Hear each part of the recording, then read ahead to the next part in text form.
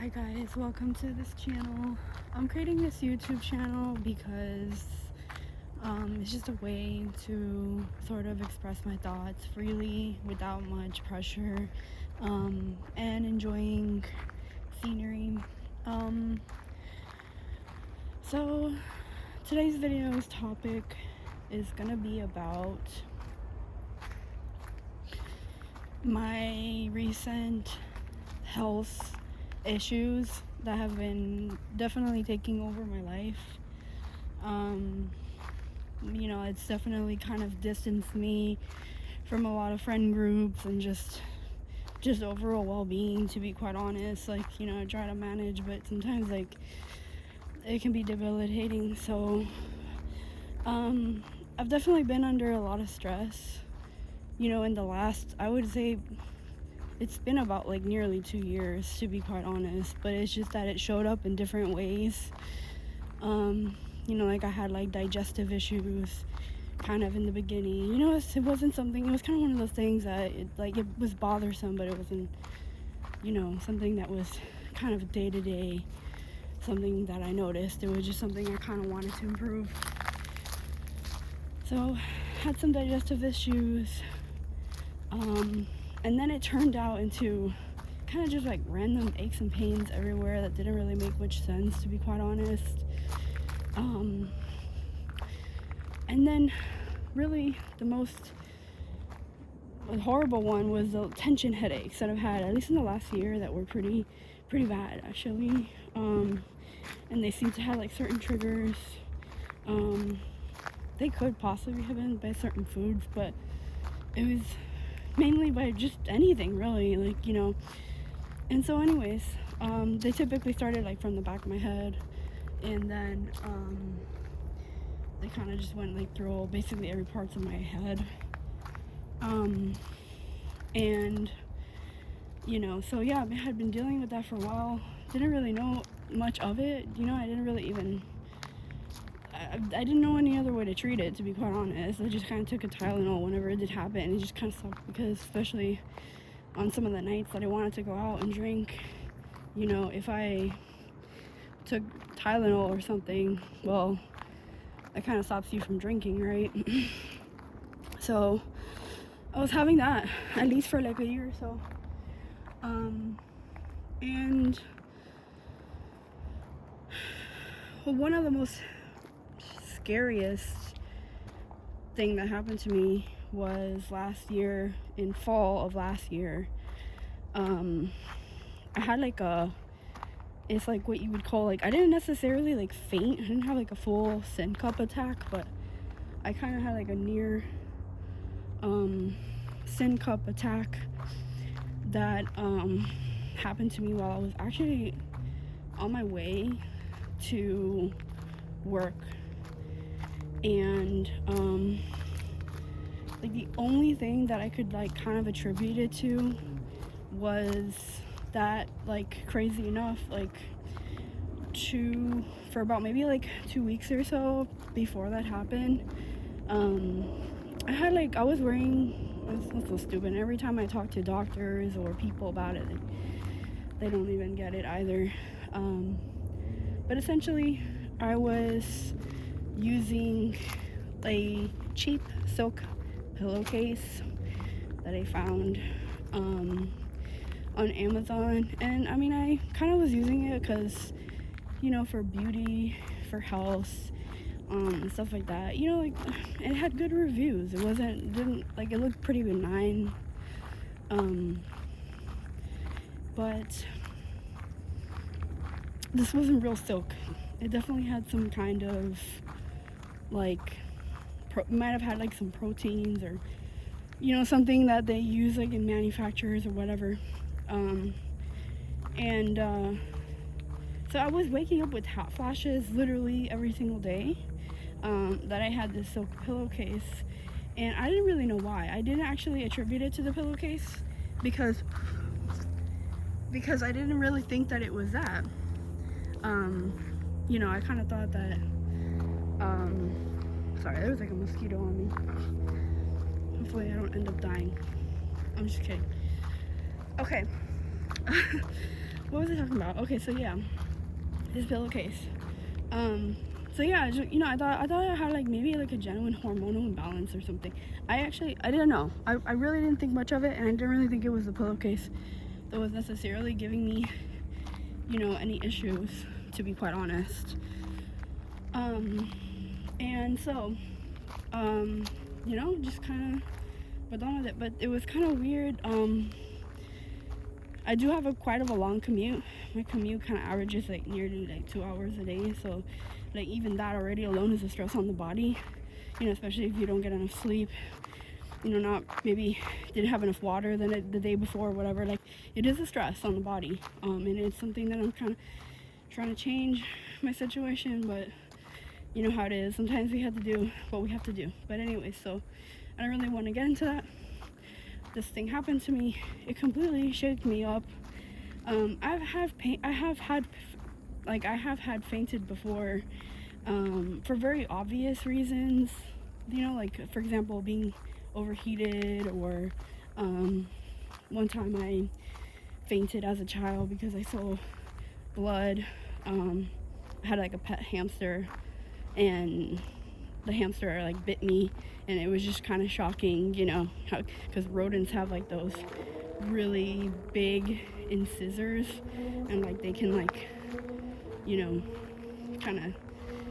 I just fainted because of that, believe it or not. I was a kid, I guess maybe it might have just been the shock of the, the blood, this, that, but for some reason, the issue of fainting on a commuter train to work, for some reason it kind of stuck with me for longer than it should have possibly, and it just left me with an overwhelming daily sense of doom and fright, to be quite honest.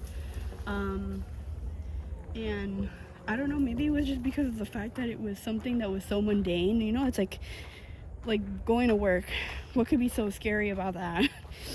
You know what I mean? And so the thing is, my mind kind of latched to it, and for several months I just was experiencing like just high levels of stress and anxiety that like to like no levels that I possibly ever could have.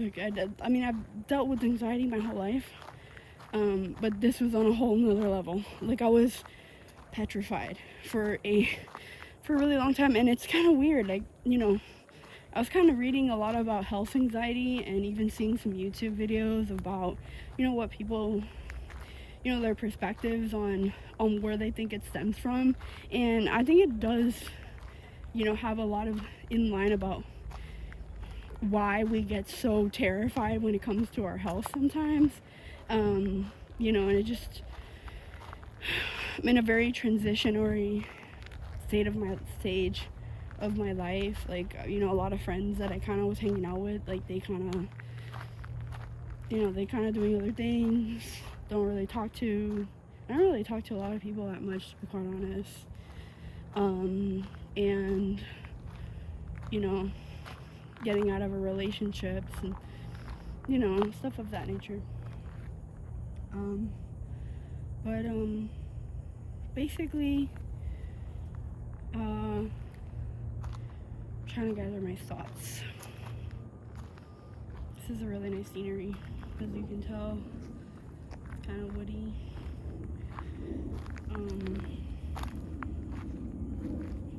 But yeah, so this episode, it really stuck with me. So anyways, moving on to what happened to me in the more recent times. I had like a pretty bad cold back in early April. Just it wasn't really nothing major. I don't really think much of it.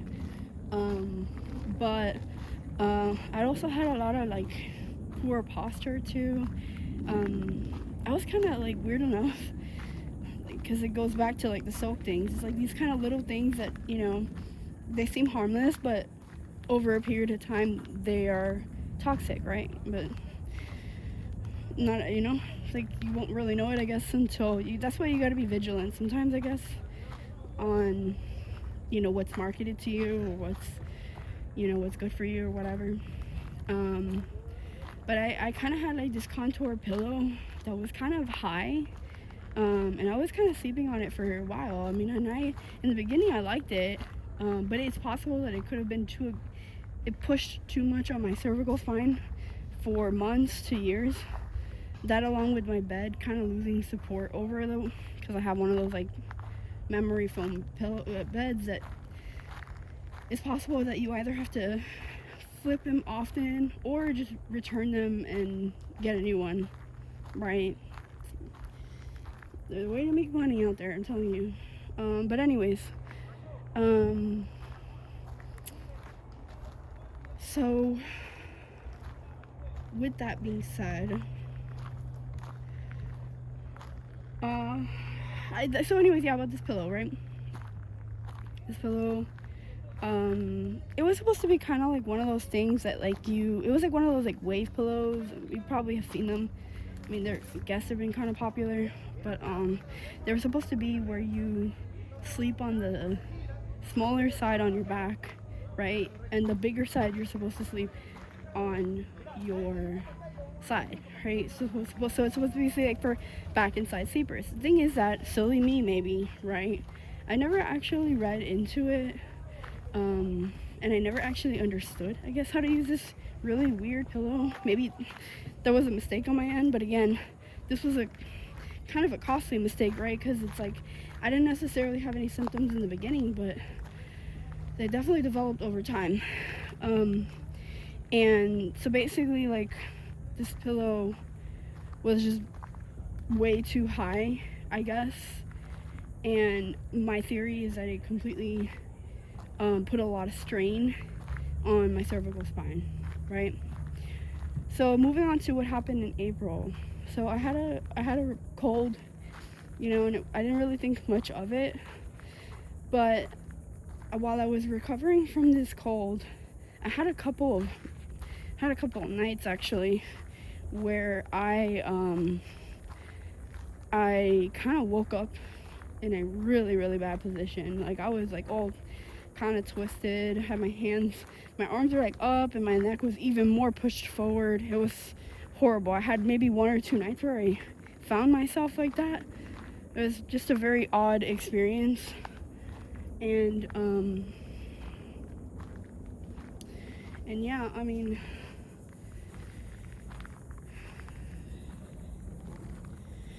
so sorry, it's a bit of a kind of humid day, so I'm trying to keep up with I'm trying to enjoy the scenery as well.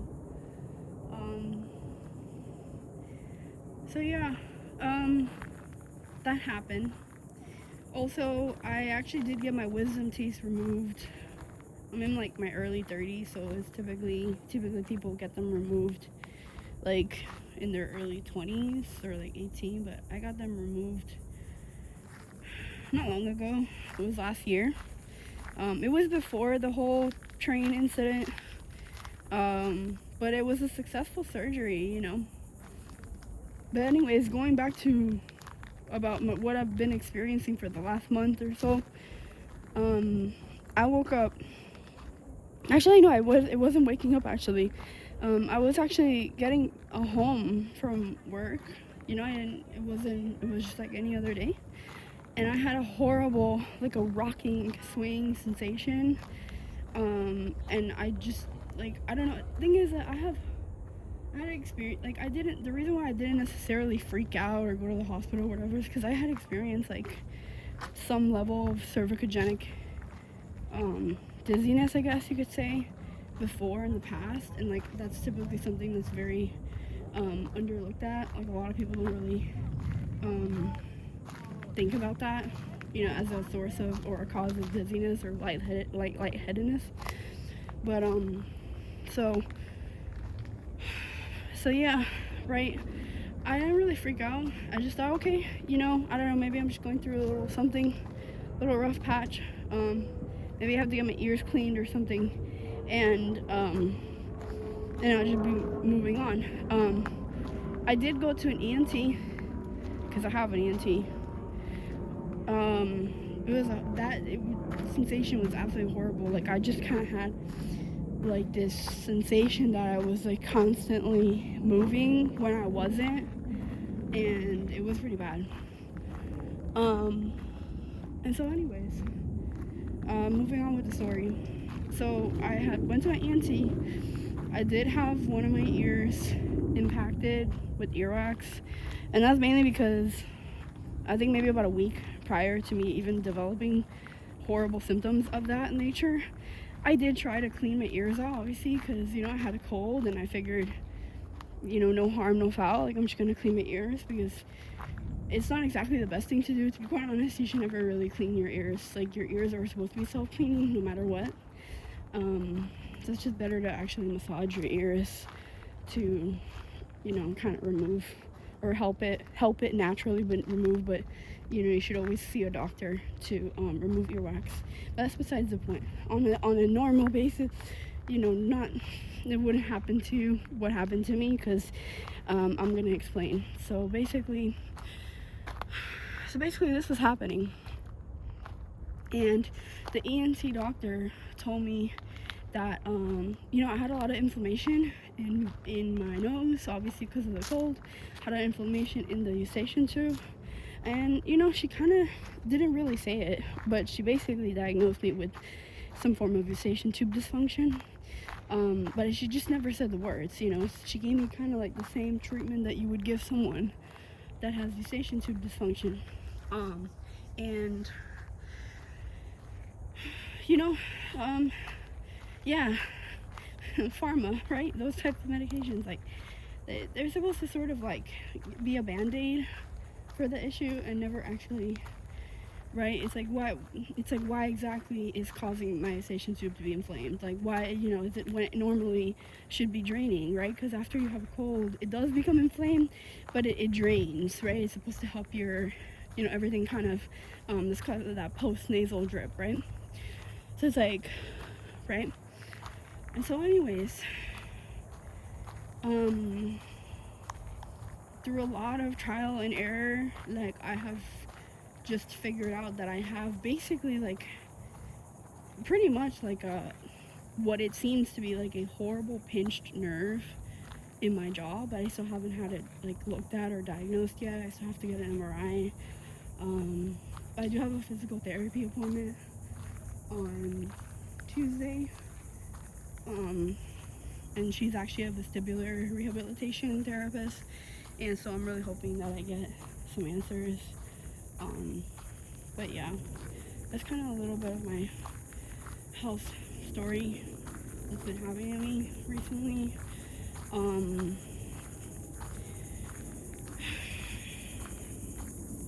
It's pretty bad. I don't really know if anyone else has experienced this. I mean, I know that, like, for example, I can't really diagnose myself, and I actually refuse to put labels unless I concretely know what's going on with me. I feel like you should never really identify as a chronically ill person, because let me tell you, you'll become that. So you never want to do that. And so, but, you know, I know that TMJ kind of, or TMD kind of stuff does exist. They're just kind of hard to sort of pinpoint and maybe get help by yourself. But yeah. Yeah, that's kind of all I have for this particular video diary, just because it's a lot on you guys. But yeah, it's something that I've been experiencing for like the last month or so. It's been kind of hard. Anxiety definitely is part of it, but there is a physical component. Like, you know, I'm having tension, pain on my jaw, under my jaw, chin, neck.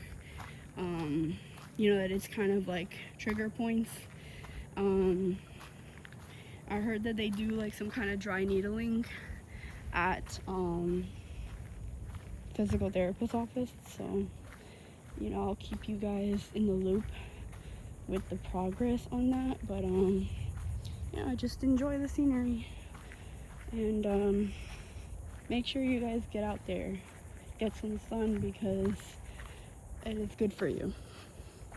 All right, bye for now.